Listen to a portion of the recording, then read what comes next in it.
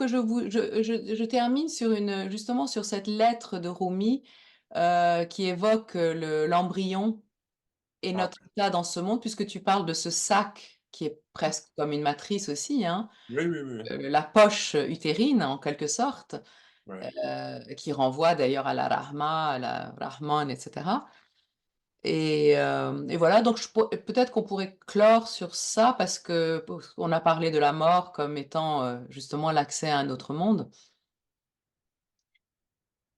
Fasse que celui qui a fait l'Orient et l'Occident nous réunisse, lui qui a mis en œuvre tant de causes pour nous créer à partir d'une goutte de sperme.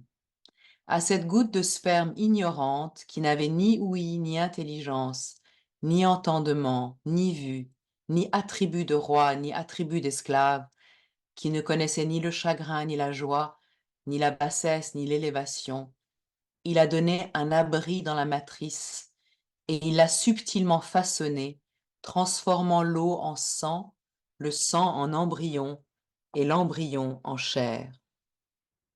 Et dans le lieu clos de la matrice dans lequel il n'y avait ni main ni outil, il a percé les ouvertures des yeux et des oreilles, et il a façonné la langue, et après la langue, l'écrin de la poitrine, dans lequel il a posé un cœur qui est à la fois une goutte et un univers, une perle et un océan, un esclave et un roi. Quelle intelligence peut concevoir comment il nous a sortis de ce monde de misère et d'ignorance pour nous amener dans cet autre monde en disant: As-tu vu, as-tu entendu d'où je t'ai amené et vers où? Maintenant je te le dis aussi. Je ne te laisserai pas ici. Je t'emmènerai hors de cette terre et de ce ciel, en une autre terre plus douce que l'argent pur, et vivifiant et doux, au-delà de toute imagination et de toute représentation. Au sein de ce firmament, ce qui est jeune ne devient pas vieux, ce qui est neuf ne devient pas ancien, rien n'est soumis à la corruption et à la putréfaction, et rien ne meurt. Là, celui qui est éveillé ne dort jamais, car le sommeil est fait pour le repos et pour chasser les souffrances. Et là-bas, il n'y a ni souffrance, ni lassitude. Si tu ne me crois pas, réfléchis.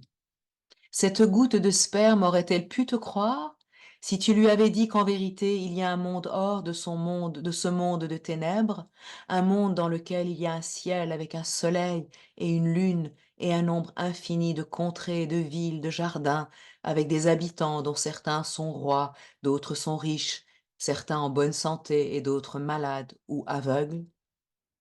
Alors prends garde, ô goutte de sperme, lorsque tu sortiras de ta demeure ténébreuse, de quelle catégorie, à quelle catégorie appartiendras-tu? Si tu lui avais dit cela, aucune imagination, aucune intelligence n'aurait pu croire à cette histoire, ni penser qu'au-delà de ces ténèbres et de cette nourriture de sang, il y a un autre monde ou une autre nourriture.